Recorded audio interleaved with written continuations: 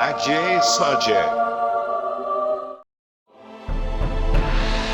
오디오 추한지 그 8번째 이야기.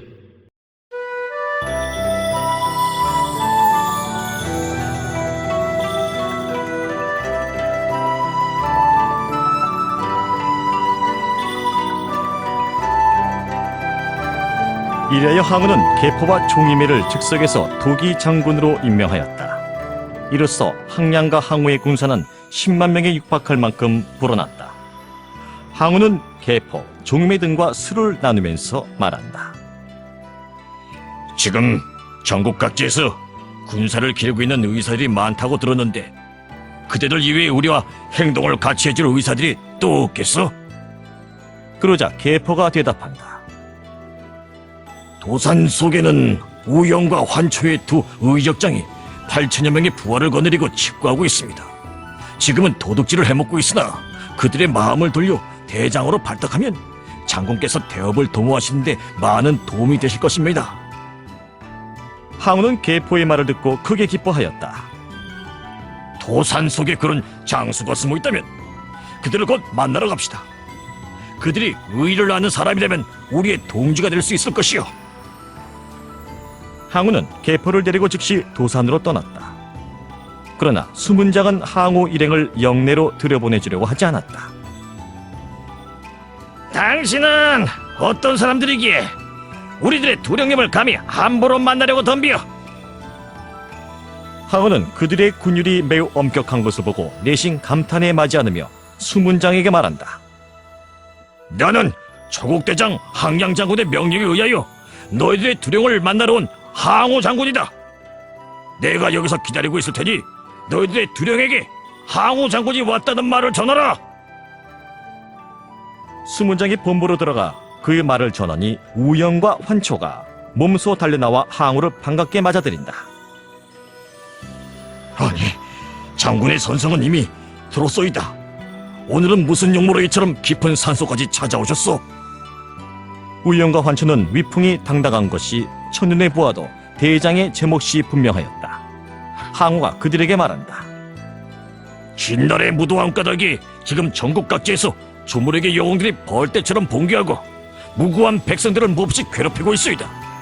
두 장수는 좀처럼 만나보기 어려운 허골이라고 들었어.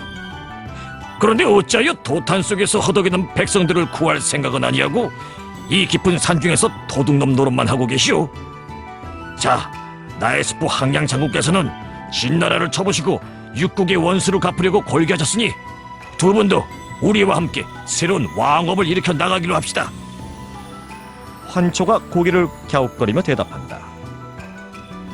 신나라가 망조가 들었다곤 하지만 아직도 막강한 군사를 지니고 있죠. 따라서 개세의 영웅이 나오기 전에는 진나라를 당해낼 사람이 없을 것이외다. 장군은 의병을 섣불리 일으켰다가 패하는 날이면 천하의 웃음거리가 될 터인데 그 점을 어떻게 생각하시오? 항우는 그 말을 듣고 하늘을 우러러 크게 웃었다. 당신네들은 나 자신이 바로 개세의 영웅이라는 것을 모르시는 모양이구려. 역발산 기계세의 영웅이란 바로 나를 두고 일러오는 말이오. 당신네들은 아직 그런 소문도 듣지 못했던가요? 환초는 놀라 눈을 커다랗게 뜨고 말한다. 그래요? 과연 역발산의 용력을 가지고 계신지 한번 실험을 해보려고 합시다. 그래서 그것이 사실이라면 모르거니와 만약 그렇지 않다면 항우의 실력을 알기 전에는 부하가 될 수 없다는 뜻이었다. 항우는 또 한 번 크게 웃으며 말한다. 나의 용력을 직접 시험해 보기 전에 나의 부하가 될 수 없다는 말이구려. 그럼 무엇으로 나의 힘을 시험해 보려는지 어서 말해보시오. 환초가 대답한다.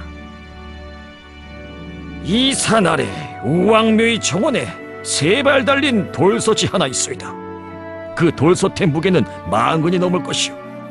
그 돌솥을 잡아뜨렸다가 다시 일으켜 세워보시오. 사람이 힘으로는 도저히 안 될 일인데 장군이 그렇게 해보이면 우리 두 사람은 두말 않고 장군의 부하가 되겠어. 그래요? 그 돌솥이 어디에 있는지 가봅시다. 일행이 산을 내려와 보니 과연 우왕묘의 뜰에는 거대한 돌솥이 있었다. 높이가 7자에 둘레가 2아름이나 되는 엄청나게 거대한 돌솥이었다. 자, 이 돌솥을 땅에 잡아들였다가 다시 일으켜 세우란 말이요. 그렇소.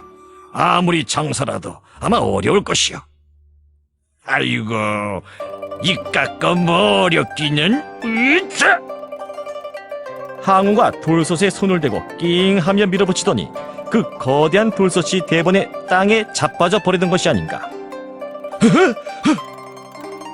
환초와 우영은 까무러칠듯 놀라다가 아직도 미덥지 않은 듯 다시 말한다. 잡아뜨리긴 쉬워도 일으켜 세우기는 어려울 것인데. 일으켜 세우는 것을 보고 싶다면 내 그렇게 해보이겠어. 항우는 자빠뜨렸던 돌솥을 다시 일으켜 세우는데 마치 벽돌 한 장을 일으켜 세우는 것처럼 조금도 힘들어하지 않았다. 그뿐이랴 항우는 한술 더 떠서 제자리에서 누웠다 일으켰다 하기는 너무도 쉬운 일이니 나의 진짜 힘을 한번 보여드리기로 하리다. 하고 말하더니 그 무거운 돌솥을 두 손으로 번쩍 들어안고 넓으나 넓은 뜰을 3바퀴나 돌고 나서 제자리에 갖다 놓는 것이 아닌가. 자, 어떻소? 이만하면 당신네들의 대장이 될 수 있겠어? 환초와 우영은 항우 앞에 무릎을 꿇고 엎드리더니 머리를 땅바닥에 조아리며 아랜다. 아이고, 저희들이 장군님을 미처 알아뵙지 못하고 죽을 죄를 지었습니다. 오늘의 무례를 관대하게 용서하시고 저희들을 부하로 거두어 주시옵소서. 고맙소. 나의 동지가 되어준다면 나는 그대들을 대장으로 삼을 것이오. 다시 없는 영광이옵니다. 저희들에게는 부하가 8,000명이 있었는데 그들도 모두 일당백의 정병들이오니 그들을 몽땅 데리고 귀속하겠습니다. 고맙소. 그래. 자, 그러면 막사에 들러서 그들도 직접 만나보기로 합시다. 이리하여 항우는 두 장수와 8천여 명의 정병들을 한꺼번에 얻을 수 있게 되었다. 항우는 도산에 있는 산정막사에서 하룻밤을 보내고 다음날 아침에는 환초와 우영을 항량에게 소개하기 위해 두 장수를 대동하고 회계성으로 돌아오고 있었다. 그리하여 얼마쯤 말을 달려 오고 있노라니까 저 멀리 촌중에서 왁자지껄 떠드는 소리가 나더니 청년 하나가 급히 달려와 항우에게 장군님, 사람 좀 살려주시옵소서 하고 숨가쁜 소리로 애걸을 하는 것이 아닌가. 항우는 말을 멈추며 반문한다. 사람을 살리다니? 무슨 일이 일어났기에 사람을 살리란 말이냐? 우대인의 따님이 말을 타고 가다가 늪에 빠져서 죽게 되었습니다. 에이, 애끼놈.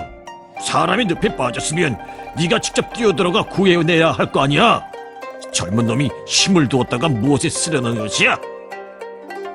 저 그게 아닙니다. 그 늪은 수렁이기 때문에 힘이 여간 센 사람이 아니면 한 번 들어갔다가는 빠져나갈 수가 없습니다. 그래서 장군한테 부탁을 드리는 것이옵니다. 그걸 왜 나한테? 그래? 그렇다면 같이 가보자요. 항우가 환초 우영과 함께 현장에 달려와 보니 말이 늪에 빠져서 머리만 내젓고 있는데 처녀 하나가 말잔등 위에서 갈기를 움켜잡고 비명을 지르고 있었다. 그야말로 위기일발의 순간이었다. 늪가에는 사람들이 수십 명이나 모여 있건만 아무도 그들을 구해내려고 하지 않았다.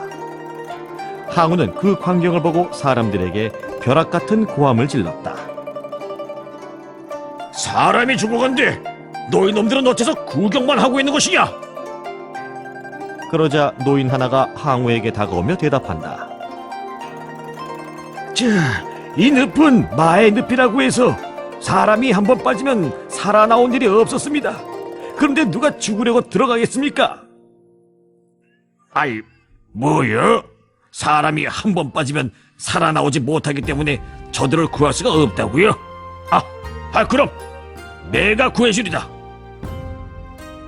항우는 말에서 뛰어내리기가 무섭게 늪속으로 뛰어들었다.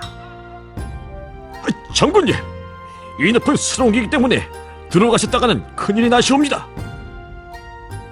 환초가 큰 소리로 만류했으나 항우는 귓등으로도 듣지 않았다. 정작 늪속으로 뛰어들어 보니 과연 물 밑은 무서운 수렁이어서 몸이 자꾸만 수렁 속으로 빠져들어가 발을 뽑아낼 수가 없었다. 그러나 항우는 키가 8자가 넘는 데다가 힘이 워낙 장사이기 때문에 수렁 속으로 빠져들어가는 몸을 혼신의 힘으로 솟구쳐 올려서 한 걸음 한 걸음 인마에게 다가갔다. 말은 이미 지쳤는지 물 위에 머리만 내밀고 허덕거리고 처녀는 말가기를 움켜잡은 채 연방 비명만 지르고 있었다. 항우는 수렁 속을 헤엄치듯 달려가 우선 말잔등에 달라붙어있는 처녀의 몸을 한 손으로 번쩍 들어 올렸다. 그리고 다른 한 손으로는 말의 엉덩이를 주먹으로 호되게 후려갈기며 에이! 이 못된 짐승아! 빠져나오지도 못할 주제 늪속으로 뛰어들어가긴 왜 그랬어? 하고 고함을 질렀다. 그러자 말은 병풍이라도 하는 듯 몸을 벼랑간 솟구치더니 나는 듯이 육지로 헤엄쳐 나가는 것이 아닌가. 항우가 처녀를 허공중에 높이 지켜들고 육지로 올라오니 환초와 우영을 비롯하여 지금까지 가슴을 죄며 구경만 하고 있던 사람들이 일제히 환호성을 올린다. 어허허! 장군님의 초인적인 용력에는 오직 경탄이 있을 뿐이옵니다. 장군님이 아니었던들 우리는 꼼짝 않고 저승으로 갔을 것이옵니다. 항우는 처녀를 땅 위에 내려놓으며 나무라듯 말한다. 야, 니가 어쩌자고 말장난을 하다가 이런 봉변을 당했어? 처녀는 얼굴을 붉히더니 머리를 정중하게 숙여 보이며 대답한다. 소녀의 목숨을 구해주신 은혜는 일생을 두고 잊지 않겠나이다. 아이고, 뭔 별소리를 다 하시는군. 어쨌든 죽자는 것만은 다행이요. 그렇게 말하며 처녀의 얼굴을 자세히 바라보니 나이는 18, 19세가량 되었을까. 얼굴이 갸름하고 눈이 어글어글하게 빛나는 것이 아무리 보아도 절세의 미인이었다. 항우는 자기 자신이 아직 미혼인 것을 불현듯 깨닫고 가슴이 울렁거리도록 뛰어 아재, 낭자는 어느 때 귀수인고? 하고 물어보았다. 소녀는 산 너머 마을에 사는 오일공의 딸이옵니다. 그렇다면 명문가의 교수인 모양인데 말을 탈 줄도 모르면서 어쩌자고 말을 함부로 타려고 했었지? 처녀는 고개를 가로저으며 대답한다. 소녀는 승마에는 자신이 있었사옵니다. 마침 어느 분이 말 한 피를 선물로 보내주셨기에 소녀는 자신이 가지고 타보았사옵는데 그 말은 온약 감때가 사나워서 오늘은 부끄러운 추태를 보여드리게 됐습니다. 낭자의 몸으로 승마에 그렇게 자신이 있었던가?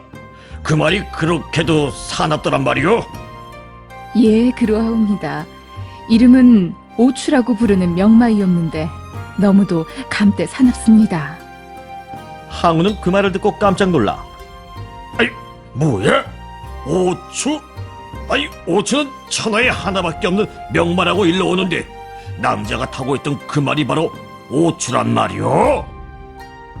하고 말하며 항우는 어느새 말이 서 있는 곳으로 달려가고 있었다. 항우가 오추한테 달려가자 우이가 불이 나게 쫓아오면서 장군님, 오추는 낯선 사람을 물고 차는 고약한 버릇이 있다고 하오니 조심하시옵소서. 하고 주의를 준다. 항우는 그 말을 듣고 소리를 크게 내어 웃었다. 걱정 말아요.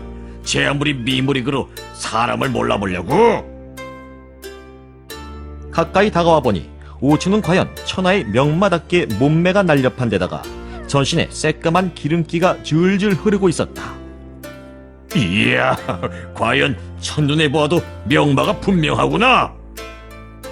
항우가 탐나게 바라보며 고삐를 잡으려고 하니 오추는 두 귀를 쫑긋 세우며 항우를 노려보다가 벼랑간 뒤로 돌아서며 항우를 걷어차는 것이 아닌가. 앵간한 사람 같으면 순식간에 걷어채어 사정없이 나가 떨어졌을 판이었다. 그러나 항우는 번개같이 날아오는 말의 뒷발을 한 손으로 후려쳐서 그 거대한 오추를 땅바닥에 내동댕이 쳐버리며 벼락 같은 호통을 지른다. 이 미련한 짐승아, 네가 사람을 몰라봐도 분수가 있지. 누구 앞에서 감히 못된 버릇을 돌려? 항우와 명마 오추와의 대결은 눈 깜짝할 사이에 승부가 났다. 오추는 조금 전까지도 기승스럽던 기계가 어디로 갔는지 몸을 부르르 떨며 일어서더니 두 귀를 축 늘어뜨리고 얼굴을 수그려버린다. 네가 이제야 사람을 알아본 모양이로구나. 어? 항우가 가까이 다가와 이맛배기를 툭툭 두드려주니 오추는 금세 용기를 얻은 듯 얼굴을 힘차게 들며 말 울음소리를 하고 코를 울려 반기는 기색을 보이는 것이 아닌가. 그 너무도 뜻밖의 광경에 우희는 놀라움을 금치 못했다. 자고로 명마는 백락을 알아본다고 하더니 오추는 장군님을 알아보고 있는가 봅니다. 아이여, 거드름을 부리지 않는 것을 보면 나를 알아본 모양인걸. 자고로 명마는 오기가 심해서 앵간한 사람은 다루기가 어려운 법이요. 우희는 얼굴을 붉히며 말한다. 그렇다면 오추가 저를 태우고 늪속으로 달려들어간 것은 저를 골려주려 했기 때문이었던가 봅니다. 그렇다고 볼 수밖에 없겠는걸. 타지 못할 사람이 탔기 때문에 오추는 화가 났던 것인지도 모르. 그러자 우희는 무슨 생각을 하는지 한동안 침묵에 잠겨있더니 문득 입을 열어 말한다. 장군님, 물필유주라는 말이 있사옵니다. 오추의 주인은 제가 아니고 장군님인 것 같사옵니다. 항우는 귀가 번쩍 뜨였다. 아니, 그게 무슨 소리요? 우희는 얼굴을 고즈넉히 들어 항우를 정면으로 바라보면서 다시 말한다. 아무리 보아도 오추의 주인은 제가 아니고 장군님이신 것 같사옵니다. 소녀의 목숨을 구해주신 정표로 오추를 장군님 전에 전해드리고자 하오니 장군님께서는 웃고 받아두시옵소서. 항우는 그렇잖아도 오추가 아까부터 탐이 나던 참인지라 우희의 말에 뛸 듯이 기뻤다. 아이, 저렇게 좋은 말을 나에게 주겠단 말이오? 장군님 전에 드린다기보다는 주인을 찾아드린다고 말하는 것이 좋은 표현일 것 같사옵니다. 사양 마시고 받아주시옵소서. 아이, 고맙소. 아이, 그렇잖아도 나는 진작부터 좋은 말을 한필 구하고 있던 참이었어. 낭자가 선물로 준다면 기꺼이 받겠어. 그래서 오추를 나의 생명처럼 아껴 탈 것은 물론이고 오추를 탈 때마다 반드시 낭자를 생각하겠어.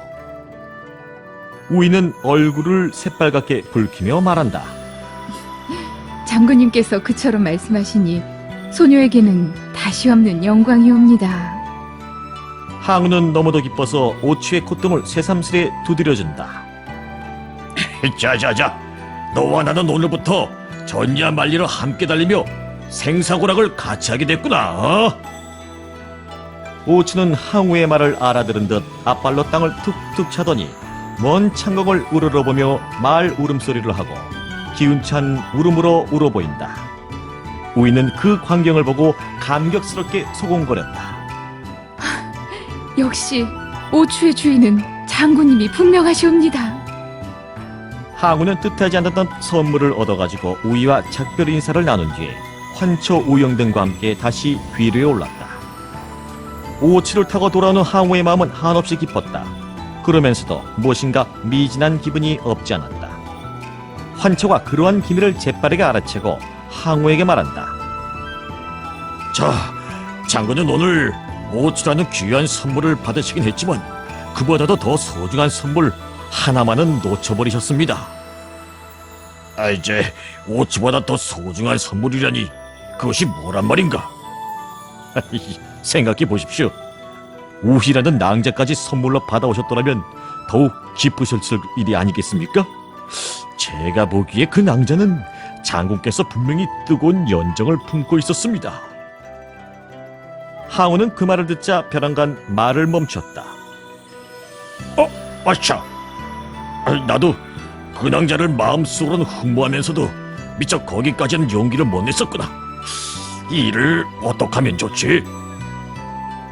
그 낭자가 장군을 생명의 은인이라고 자기 입으로 분명히 말을 했으니까 일간 저편에서 좋은 기별이 올지도 모릅니다. 이제는 그것을 기다릴 수밖에 없지요. 그런데 성미가 급한 항우는 고개를 좌우로 흔들며 말한다. 내세에는 기회라는 것이 있는 법이요. 상대편에서 좋은 기별이 있기를 앉아서 기다릴 것이 아니라 지금 당장 우시댁으로 찾아가 청혼을 해야겠어. 한 번 말하면 물러설 줄 모르는 것이 항우의 고집이었다.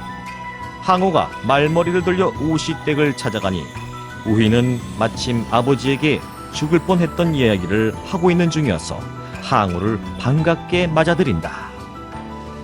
우희의 아버지 우일공은 70세가 다 된 지사형의 노인이었다. 항우는 우 노인에게 큰 절을 올리며 단도직입적으로 이렇게 말했다. 송생은 초노라의 비장 항우이옵니다. 조금 전에 마의 늪에서 우랑을 구해드린 일이 있사옵긴데 그것은 필연껏 전생의 인연이 아닐까 싶어서 청혼을 하려고 찾아왔습니다. 우일공 노인은 웃으면서 대답했다. 그렇잖아도 자네 이야기를 지금 딸아이를 통해서 자세하게 듣고 있던 중이네. 자네는 지금 나이가 몇 살이 되는가? 아니, 24살입니다. 물론 결혼은 아니했겠지. 아직 결혼을 했으면 제가 어찌 청혼을 할 수 있겠습니까? 그럼 자네는 장차 어떤 포부를 가지고 있는가? 예, 의병들을 널리 규합하여 호황무도한 진을 쳐부시고 초나라를 다시 일으킬 포부를 가지고 있습니다. 어떤 일이 있어도 그 일만은 반드시 해내고야 말 것입니다. 그 포부가 과연 장하네 그려. 우일공 노인은 감탄의 고개를 크게 끄덕여 보이며 말한다. 나는 마누라가 일찍 죽고 딸 하나를 정성스럽게 키워왔네. 다행히 머리가 총명하고 경서에도 통하여 어디에 내놓아도 부끄럽지 않은 아이네. 그 애가 오늘 죽을 것을 자네가 살려줘서 본인도 자네를 생명의 은인으로 생각하고 있는 모양이니 내가 어찌 자네의 청혼을 거절할 수 있겠는가. 난 다만 내비로서 자네에게 다짐 하나만은 받아두고 싶네. 아이, 허락만 해주신다면 무슨 다짐이라도 하겠습니다. 부부란 본디 일력탁생이라고 해서 살아도 같이 살고 죽어도 같이 죽어야 하는 법이네. 자네가 영광스럽게 되었을 때 그 영광을 같이 누려야 할 것은 말할 것도 없지만 사형에 빠졌을 때는 죽음조차도 같이 해야 할 터인데 자네는 그만한 각오가 되어 있는가? 생사구락과 일생의 운명을 같이 할 것을 거듭 다짐합니다. 우 노인은 그 말을 듣고 딸을 바라보며 말한다. 그래 아가, 항우의 다짐을 분명히 들었으니 넌 오늘부터 항우의 배필이 되거라. 우이는 기다리고 있는 듯 항우에게 머리를 수그려 보이며 무언의 미소를 짓는다. 이래야 우이는 그날로 항우의 아내가 되었으니 이 여인이야말로 후일에 항우와 죽음을 같이한 우미인이었던 것이다. 항우가 결혼식을 올리고 신부와 함께 회계로 돌아가려고 하자 우일공 노인이 사위에게 말한다. 내가 자네한테 딸 하나만 주어 보내기는 너무 섭섭해서 좋은 선물을 하나 곁들여주고 싶네. 그것은 무슨 선물입니까? 우리 가문에 우작이라는 지사가 한 사람 있는데 그 사람은 무예가 출중하여 능히 대장이 될 만한 인물일세. 게다가 그는 평소에 많은 의병들을 길러오고 있으니 자네는 그 사람도 같이 데려가 주게나. 그러면 자네가 장차 대사를 도모하는데 많은 도움이 될 것세. 항우는 그 말을 듣고 더욱 기뻤다. 장인어른, 그렇잖아도 저는 전국 각지에서 영웅 호걸들을 모조리 규합하고 있는 중이었습니다. 우작이라는 장수도 꼭 데리고 가게 해주옵소서. 이래야 항우는 우작이라는 장수도 같이 데리고 오게 되었다. 우작이는 평소에 젊은이들에게 많은 신임을 받아왔기 때문에 그가 항우를 따라간다고 하자 사방에서 100여 명의 젊은이들도 함께 따라 나섰다. 말하자면 항우는 도산으로 의적 두목을 만나러 갔다가 우영, 환초의 두 장수와 8천여 명의 부하를 얻었고 우연한 일로 명마 5추를 얻은 데다가 우민을 아내로까지 맞이하게 되었는데 이제 우작이라는 장수를 또 한 사람 얻게 되었으니 그야말로 재수가 억세게 좋은 편이었다. 그러나 그의 재수는 그것만으로 끝나지 않았다. 일행이 회계로 돌아오는데 깊은 산중에서 돌연 한 무리의 군마가 길을 가로막더니 위풍당당한 대장이 항우에게 외친다. 대놈들은 어떤 놈들이기에 남의 영내를 함부로 횡행하느냐? 환초가 깜짝 놀라 바라보니 자기 친구인 영포였다. 이 사람아! 자네는 유관의 영포 아닌가? 난 도산의 환초일세. 지금 이 어른은 역발상지계세의 영웅 항우 장군이시네. 자네도 나와 함께 항우 장군을 따라가 큰일을 도모하면 어떻겠는가? 유관의 의병대장 영포는 항우라는 말을 듣더니 말에서 뛰어내려 허리를 굽혀 인사를 하며 간곡히 부탁한다. 장군을 몰라 뵙고 신뢰가 많았습니다. 바라옵건대 소장도 함께 데려가 주시옵소서. 이리하여 항우는 돌아오는 길에 또 한 사람의 장수를 얻었다. 항우는 우영, 환초, 우작이, 영포의 네 장수를 회계로 데리고 돌아와 항량에게 인사를 올리게 하였다. 항량은 네 장수에게 환영연을 성대하게 베풀어주며 말한다. 천군을 얻기시오도 일장을 구하기는 어렵다고 했는데 그대들 네 장수를 한꺼번에 얻게 되었으니 이런 기쁨이 어디 있겠어. 우리 군사가 이제는 20만이 가까워졌으니 진나라를 쳐부수기에 충분할 것 같구려. 오늘이라도 군사를 일으켜 함양으로 쳐들어가는 것이 어떠하겠어? 항우가 즉석에서 대답한다. 좋습니다.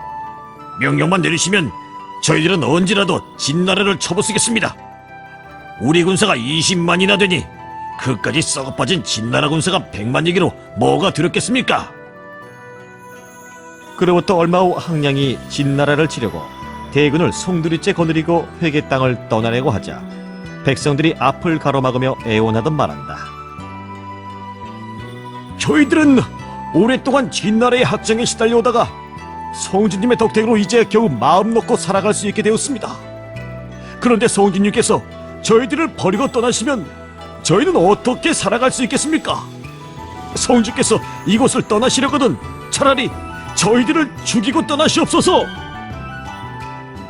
항량은 백성들의 호소에 크게 감동하였다. 내가 이곳을 떠나기로서니 어찌 너희들을 버리겠느냐? 나는 진나라를 쳐서 만천하의 백성들을 한결같이 구해주려는 것이니 금우의 일은 조금 더 걱정하지 말아라. 천하를 평정하고 나면 회계 고을에는 특별히 덕망이 높은 태수를 보내줄 것이고 이 고을 백성들만은 10년 동안 모든 조세까지 면제해주리라. 항량은 백성들을 가까스로 달래주고 정대에 오르는데 그 위용이 장엄하게 이를 데 없었다. 이제부터 대군을 거느리고 강동을 거쳐 진나라의 소홀인 함양으로 쳐들어갈 예정이었다. 그런데 일행이 회양 땅에 이르자 대장 계포가 항량에게 아랜다. 저희 군대는 항우 장군을 비롯하여 전투에 나간 맹장들은 여러 번 계시오나 정작 군사의 역할을 맡아주실 어른이 한 분도 계시지 아니하옵니다. 다행히 여기서 멀지 않은 산중에 범증이라는 지사가 한 분 계시오니 그분을 우리들의 군사로 모시오면 어떠하겠습니까? 항량이 대답한다. 그런 분이 계시다면 기어이 군사를 모셔오고 싶구려. 범증이라는 사람이 어떤 사람인지 좀 더 자세하게 말해보. 계포는 범증에 대해 이렇게 설명한다. 범증은 70세를 넘긴 노인이긴 하오나 그의 치모는 옛날의 손자나 오자를 능가합니다. 그분을 군사로 모셔오기만 하면 우리는 천하를 쉽게 평정할 수 있을 것이옵니다. 항량은 그 말을 듣고 더욱 기뻐하며 말한다. 그렇잖아도 나 역시 회양 땅에 범증이라는 고사가 숨어 있다는 소문만은 듣고 있었어. 그러면 계포 장군, 패백을 갖추고 가서 그분을 군사로 모셔오도록 하시오. 계포는 즉시 패백을 마련해 범증이 숨어 산다는 기고산으로 찾아 들어갔다. 그러나 워낙 험한 산중이어서 범증이 어느 곳에 살고 있는지 알 길이 없었다. 나무꾼에게 물어보니 이렇게 대답한다. 그 어른은 시끄러운 것을 싫어하기 때문에 여기서 30리쯤 떨어진 토굴 속에 살고 계시다오.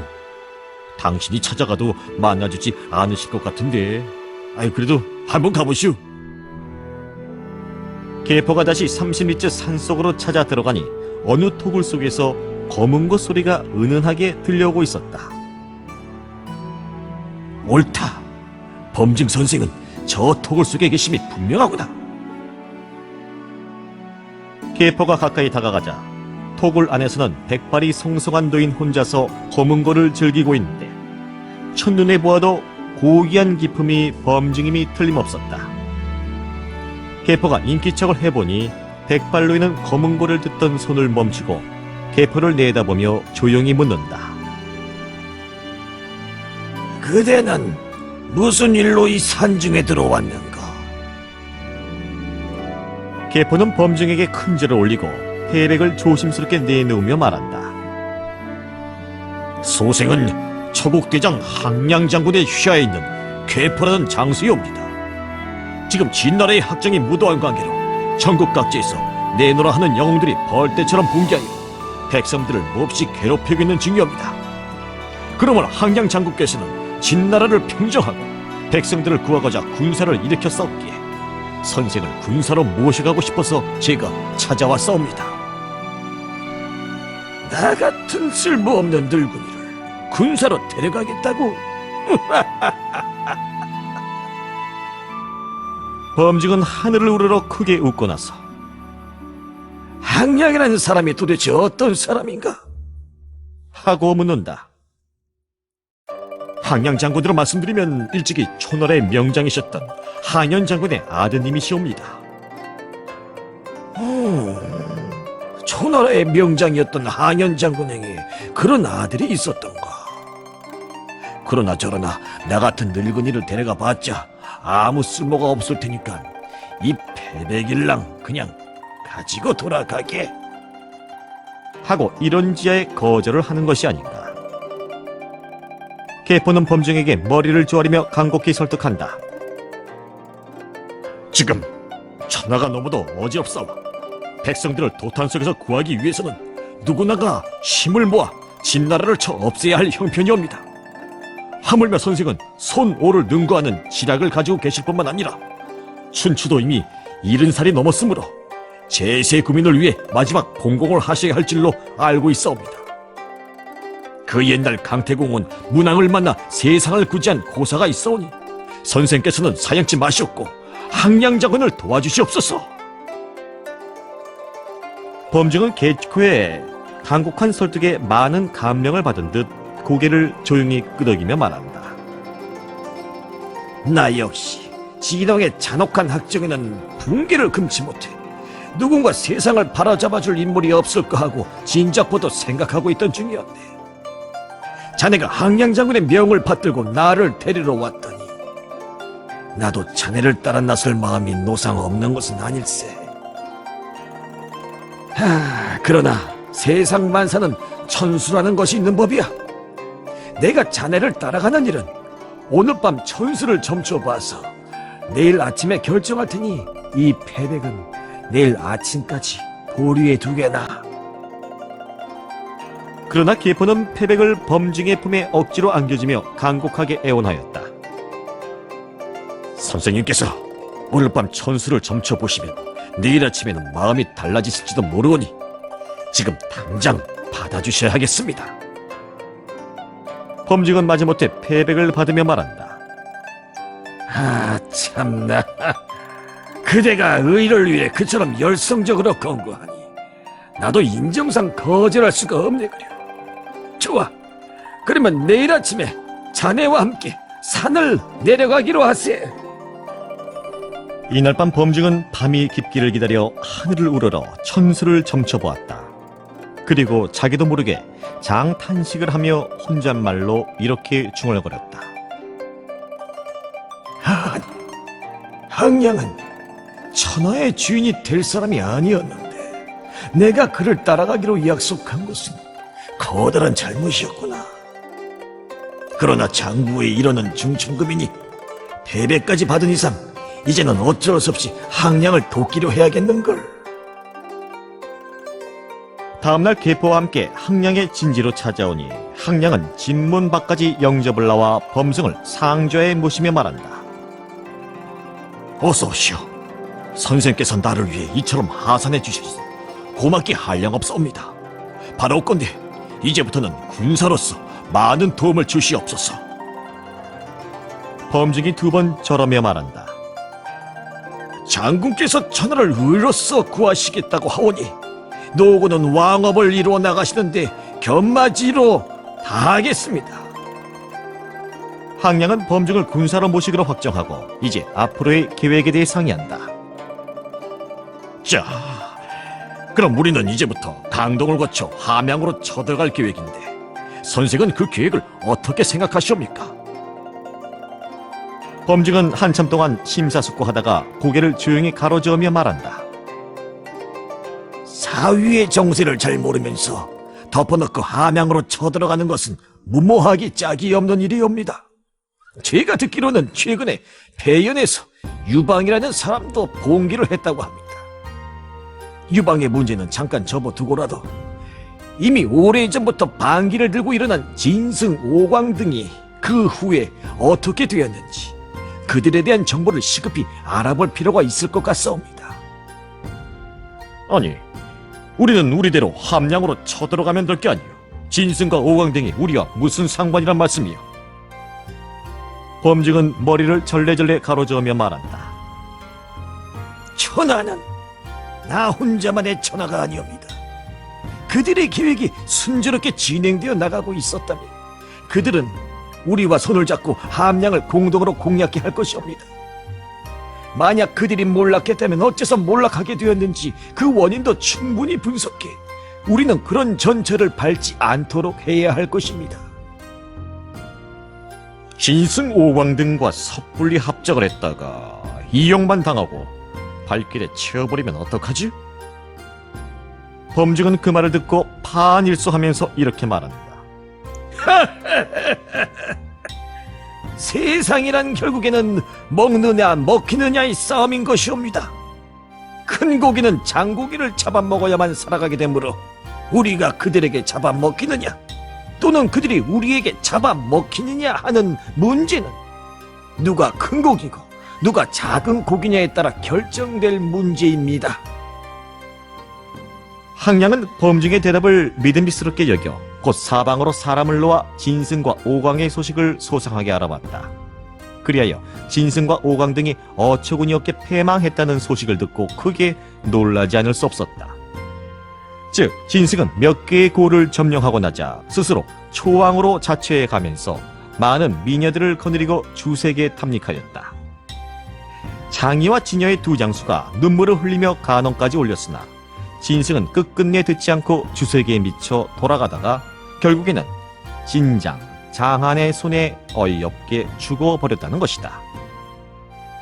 범증은 그 소식을 듣고 항량에게 따지듯이 묻는다. 진승이 어찌하여 그처럼 어이없게 패망했는지 그 원인을 알고 계시옵니까? 아니 목전에 소욕에 눈이 어두워 주색에 빠졌기 때문이 아니겠습니까? 물론 그 점도 있사옵니다. 그러나 그보다 더 중대한 원인은 따로 있다는 것이옵니다. 항량은 얼른 알 수가 없어서 즉석에서 반문한다. 그보다도 더 중대한 원인이란 무엇을 말씀하시는 것이옵니까? 범증이 진지한 얼굴로 대답한다. 진승은 대의명분을 내세울 줄을 몰랐기 때문이옵니다. 진승도 처음에는 진나라를 정벌하여 백성들을 구한다고 했습니다. 그러나 정작 세력이 강해지자 초나라의 왕손을 왕으로 옹립할 생각을 아니하고 자기 자신이 왕이 되었기 때문에 백성들은 아무도 그를 따르지 않게 된 것입니다. 진승이 패망한 근본 원인은 바로 그 점에 있었던 것이옵니다. 항량의 그 말을 듣고 크게 깨닫는 바가 있었다. 아, 그러면 우리들은 어떻게 해야 그런 과오를 범하지 않겠소이까? 공께서 군사를 일으켜 진을 친다는 소문을 듣고 각처에서 장수들과 백성들이 앞을 다퉈 공을 따르는 것은 공이 초나라의 중신이셨던 향연 장군의 후계이기 때문인 것입니다. 그러므로 공께서도 천하 대사를 진심으로 성취하시려면 초나라의 왕손을 초왕으로 옹립해 놓고 활동하셔야 맞습니다. 듣고 보니 과연 오르실 말씀이요. 그러나 초나라의 왕손들은 진시황의 손에 모두 몰살을 당했는데 어디서 그런 사람을 구해올 수 있겠어? 그래도 어딘가에 한 사람쯤은 남아있을지 모르오니 그런 사람을 반드시 찾아보셔야 합니다. 항량은 그 말을 옳게 여겨 대장 종이매에게 다음과 같은 명령을 내렸다. 그대는 어떤 수단을 써서라도 초나라의 왕손으로 한 사람 찾아오도록 하오. 선수는 멀어도 상관없으니 초왕의 후예이기만 하면 되는 것이오. 종이매는 몇 달 동안 애를 쓴 덕택에 어느 바닷가에서 초왕의 왕족이라는 23살 먹은 청년을 한 명 발견했다. 이름을 미심이라고 하는 그 청년을 데리고 오자 함량과 범증은 크게 기뻐하면서 그 청년을 초해왕으로 옹립하였다. 그리고 범증이 말한다. 자, 왕을 새로 모셨으니 이제는 대각의 기틀도 제대로 갖추셔야 할 것이옵니다. 그리하여 항량은 국가의 진영을 다음과 같이 임명하였다. 조회왕 미심, 무신군 항양, 대사마부 장군 항우, 군사 범정, 군기장군 개포 종이매, 편장군 영포, 상기장군 환초, 우영, 우자기. 이상과 같이 초국 진영 확립이 되었으므로 세상에 널리 공포하니 초국 백성들은 저마다 진열에 가담하려고 구름대처럼 몰려들었다. 군사 범직의 계략으로 초국의 기틀이 확립하고 그리고 잡혀가고 있었던 것이다. 그로부터 며칠 후 초군이 함양으로 출격할 준비를 서두르고 있는데 난데없는 늙은 장수 하나가 수만 군사를 거느리고 초군 진영으로 달려오고 있었다. 웬일인가 싶어서 산기장군 환초가 마주 달려나오며 그대는 어떤 장수이기에 남의 영내에 함부로 들어오는가? 그 자리에 정지하고 정체를 밝혀라! 하고 외쳤다. 늙은 장수는 그 자리에 말을 멈추더니 큰 소리로 대답하였다. 나는 왕년의 초국 대장이었던 소홍이라는 늙은이요. 나는 그동안 초국을 재건하려고 3만여 명의 군사를 길러오고 있었는데 항양 장군이 초왕을 새로 옹립하고 함양으로 쳐들어간다 하기에 나도 합세하고자 군사를 이끌고 찾아오는 길이요. 항량은 그 보고를 받고 크게 기뻐하며 송이를 영내로 불러들여 이렇게 말했다. 장군이 데리고 오신 군사는 특별히 경자 광군이라고 부르기로 합시다. 송이가 항량에게 건의한다. 이것을 도읍으로 정하시기는 땀이 너무 협소합니다. 여기서 100리쯤 떨어진 우소라는 곳에 왕년의 초군 대장이었던 진영이 많은 군사를 거느리고 있으니 진영 장군과 상의하여 그것을 서울로 정하심이 어떠하겠나이까? 진영 장군은 나도 면식이 있는 분이니 그와 제휴할 수 있다면 그보다 더 좋은 일이 없겠소이다. 그러나 우소라는 곳이 과연 도읍지로 적당한 곳일까요? 우소는 지형적으로 난공불락의 요새인 것이옵니다. 항량과 항우, 범증 등은 그 말을 옳게 여겨 대군을 이끌고 우소로 이동하기 시작하였다.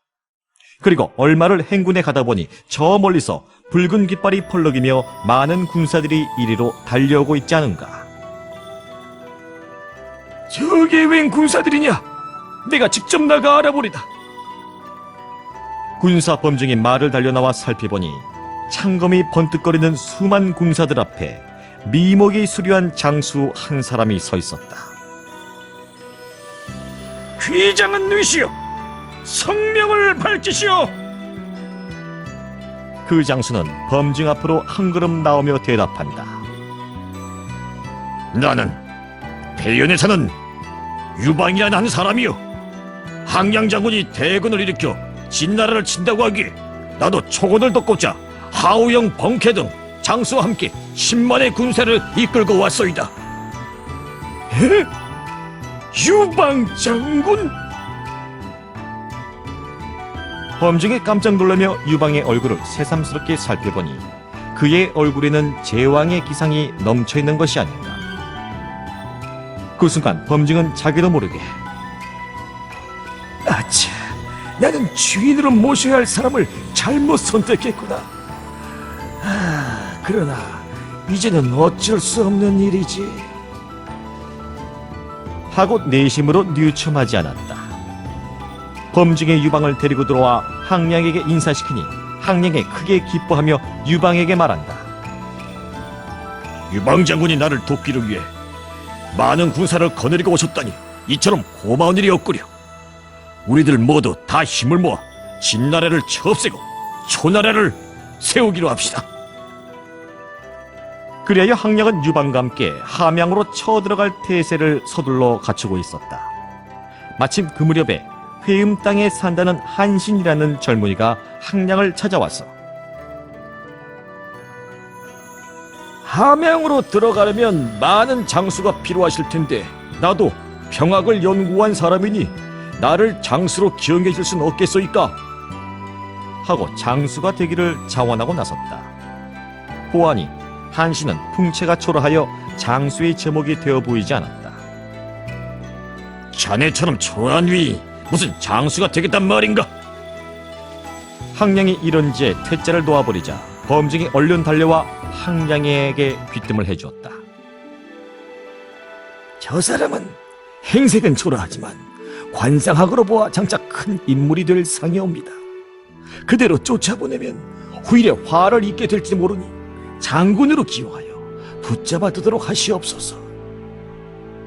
에이 여보시오, 저런 위에는 무엇에 쓰려고 장군으로 기용하란 말씀이요? 그런 게 아니옵니다. 저 사람을 그냥 쫓아보냈다가 후일에 반드시 후회하게 되실 것이옵니다. 그러니 어떤 명목으로든 붙잡아 두셔야 합니다. 군사께서 아무리 말씀하셔도 저런 사람을 장군으로 기용할 수는 없소이다. 군사께서 그처럼 말씀하시니 직급 난관으로 나 채용하기로 하지요. 여기서 직급 난관이란 요새로 말하면 겨우 위관급의 지위였다. 군사 범증은 항량의 앞을 물러나오며 혼자 개탄에 맞이않는다.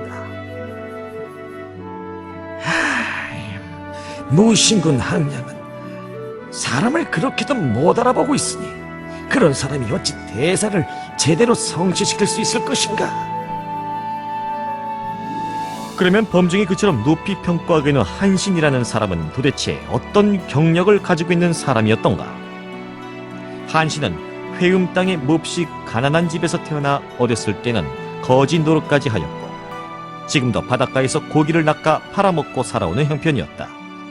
그러면서 포마는 지극히 원대하여 산의 대장부로 태어난 이상 나도 언젠가는 남들처럼 천하를 호령하는 인물이 될 게 아닌가 하는 생각에서 장검만은 자나깨나 허리에 차고 다녔고 틈만 있으면 무예 연습을 하고 병서를 열심히 탐독해왔다.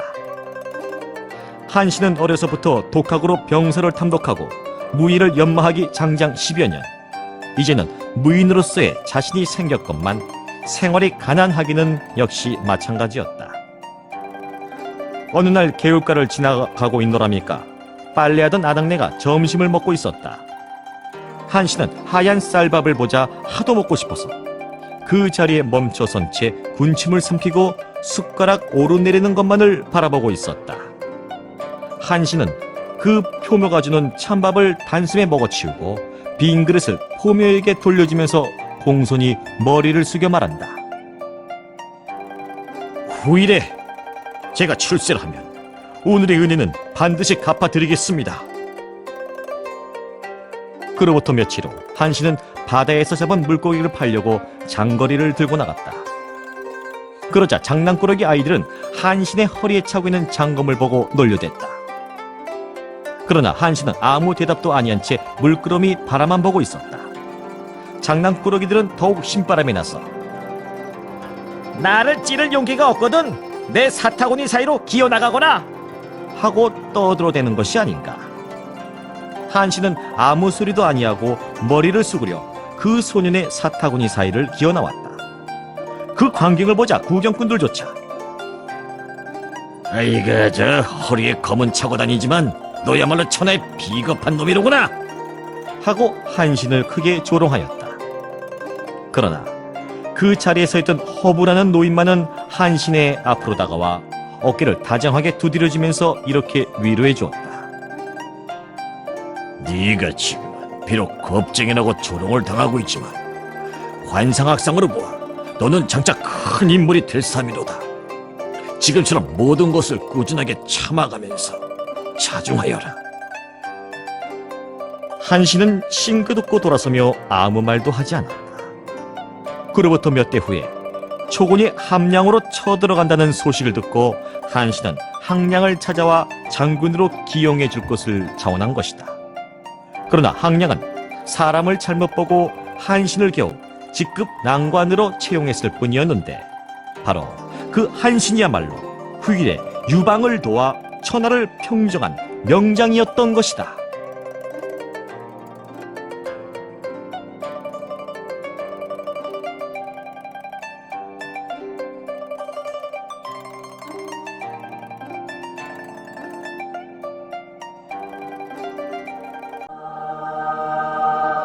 다음 이야기도 기대해주세요. Ajay Sanjay represents